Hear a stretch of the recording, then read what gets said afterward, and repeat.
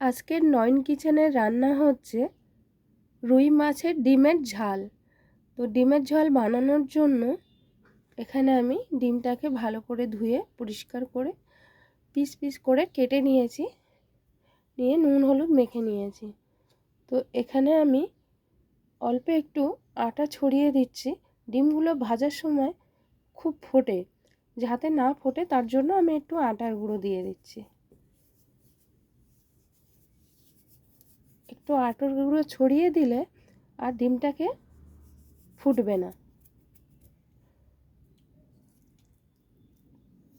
তো পুরো ভিডিওটা দেখতে থাকুন কিভাবে বানাচ্ছি। তো কড়াইতে সর্ষের তেল দিয়েছি, সর্ষের তেলটা গরম হয়ে গেছে। তো এখানে আমি ডিমগুলো ছেড়ে দিচ্ছি ভাজার জন্য।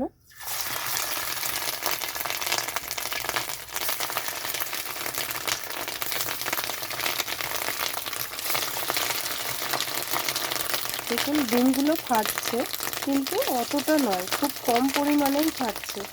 আর এই আটার গুঁড়ো না দিলে বেশিই ফাটে।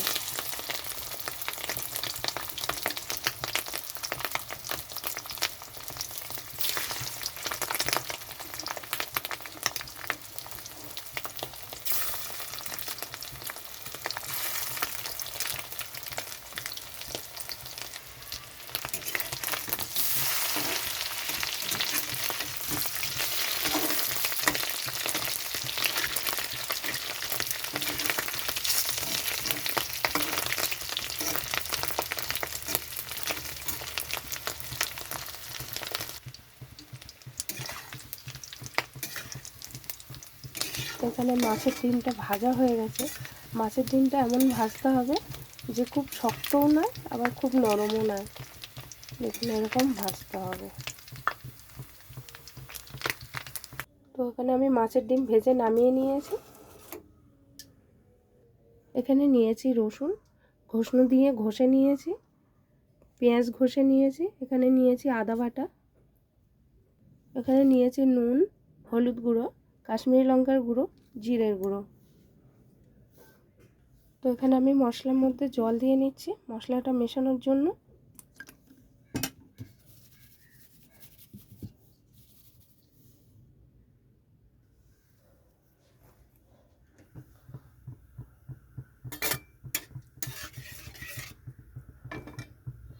তেলের মধ্যে দিয়ে দিচ্ছি রসুন,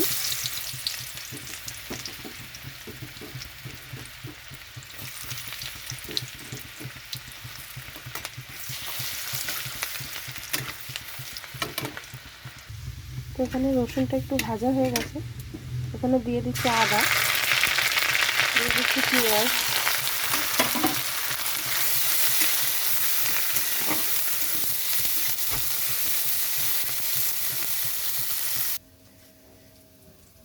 তো মশলাটা ভেজানো হয়ে গেছে। আগে আমরা শিলে বাটতাম মশলা, তো সেই মশলা না ভেজালেও চলে। এখন তো সব গুঁড়ো মশলা, তার জন্য একটু ভিজিয়ে রাখলে মশলাটা ভালো হয়। তো এরকমভাবে রান্নার আগে মশলাটাকে জলের মধ্যে এরকমভাবে ভিজিয়ে রাখবেন।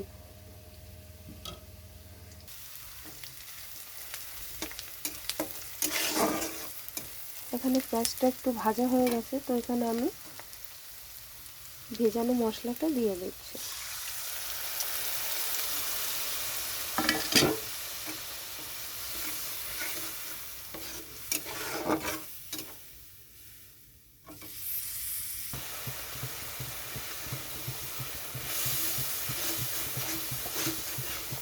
মশলাটা ভিজিয়ে রাখলে ভালোই হয়, মশলাটা ভালো কষানো হয়, জল দেওয়া থাকে।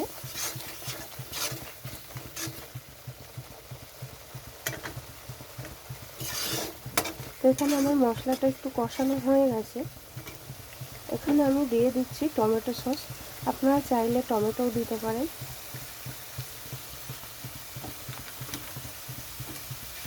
তো পরিমাণ মতন টমেটো সস দিয়েছি।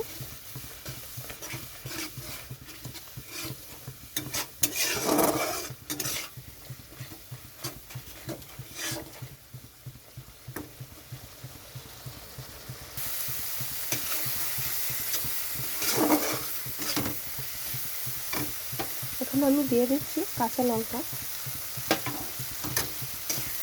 4-5টা কাঁচা লঙ্কা দিয়েছি, আপনারা চাইলে কম দিতে পারেন।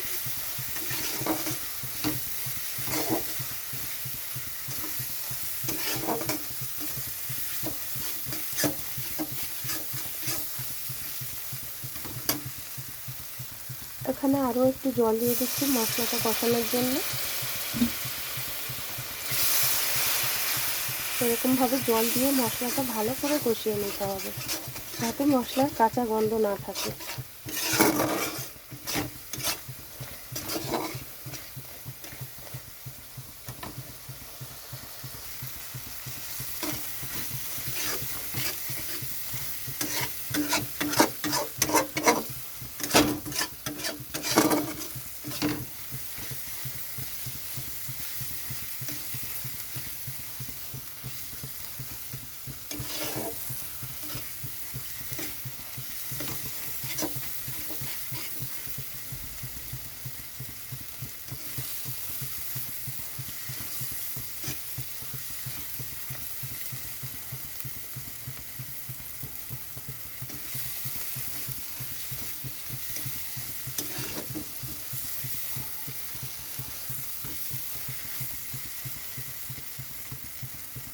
তো এখানে মশলাটা কষানো হয়ে গেছে, মশলাটা ভালো একটা গন্ধ বার হয়েছে, আর দেখুন তেল ছেড়ে দিয়েছে মশলার থেকে। তো এখন আমি এখানে পরিমাণ মতন জল দিয়ে দিচ্ছি।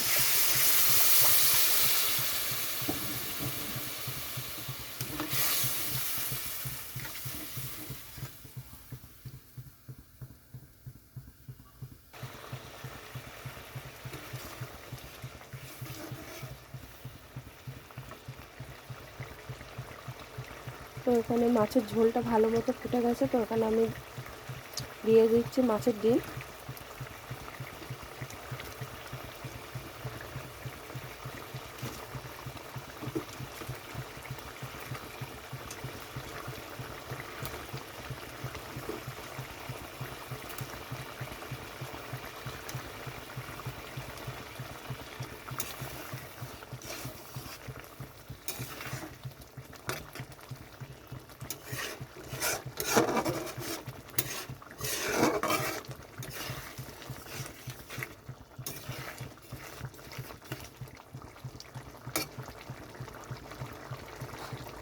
মাছের ডিমটা দেওয়ার পরে কিছুক্ষণ ভালো করে ফোটাতে হবে, তাহলে ডিমটাও নরম হয়ে যাবে আর ঝোলটাও টেস্টি হবে।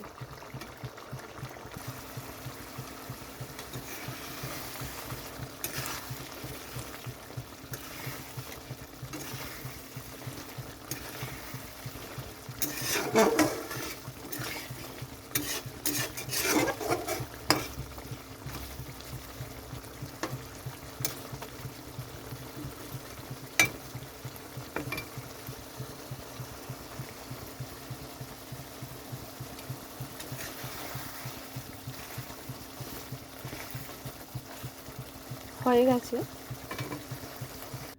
তো রান্নাটা হয়ে গেছে, নামিয়ে নিয়েছি। তো রান্নাটা কেমন লাগলো, যদি ভালো লাগে পাশে থাকবেন, আর লাইক কমেন্ট শেয়ার করবেন, চ্যানেলটাকে সাবস্ক্রাইব করবেন। এরকম অনেক অনেক রান্না নিয়ে চলে আসবো, আপনারা দেখতে থাকুন। এটা গরম ভাতের সঙ্গে খেতে খুবই ভালো লাগে।